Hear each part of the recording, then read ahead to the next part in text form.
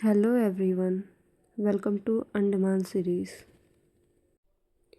This blog is not all about the slowing down, feeling the wave, and enjoying the nature beauty of the Chidiya Tapu. On the way to Chidiya Tapu, road feel magical, green trees, open sky, and excitement to reaching somewhere special. Near Chidiya Tapu, the biological park adds another layer of the beauty.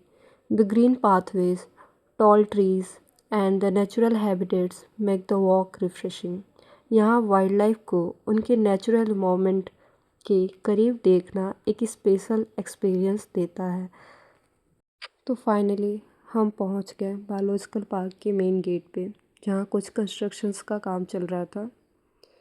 ऐसे हम इधर उधर देखते देखते पहुँचे उसके gate पे, जहाँ हमें पता चला कि हमें एंट्री के लिए टिकट लेना पड़ेगा।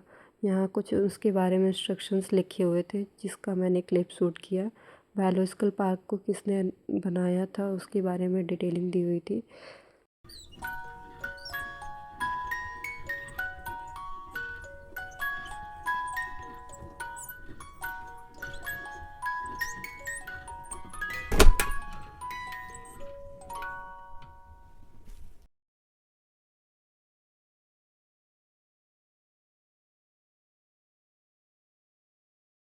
बायोलॉजिकल पार्क के अंदर जाते ही हमने सबसे पहले रेप्टाइल्स जोन को देखने का सोचा, जिसके अंदर जाते ही हमें सबसे पहले क्रोकोडाइल मिला, जो सॉल्टेड क्रोकोडाइल होते हैं, सॉल्टेड वाटर में रहते हैं।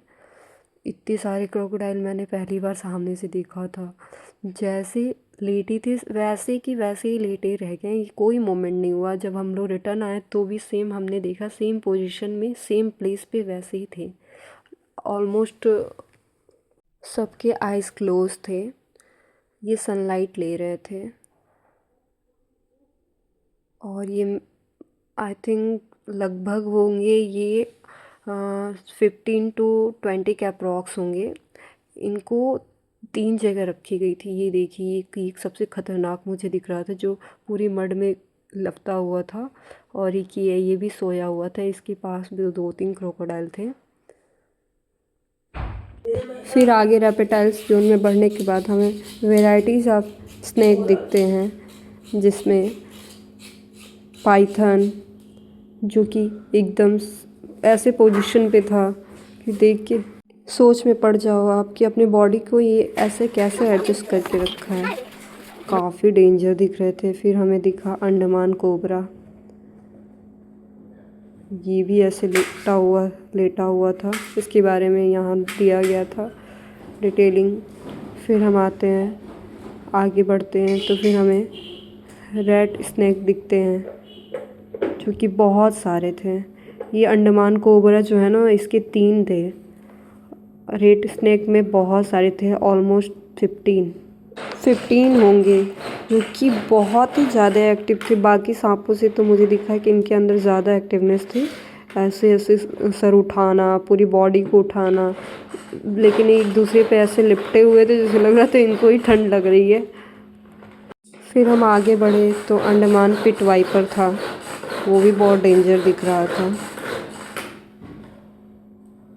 फिर आगे हम बढ़े, फिर हम पहुँचे टर्टल वाले स्टोर पे, जहाँ खूब सारे टर्टल को स्टोर करके उनका स्पॉट बनाया गया था। 2 जगह था। उसके बाद हम पहुँचे थोड़ा सा बटरफ्लाई की एरिया में, जहाँ बटरफ्लाई के लिए अलग अलग गार्डनिंग करके उनके लिए रखा गया था।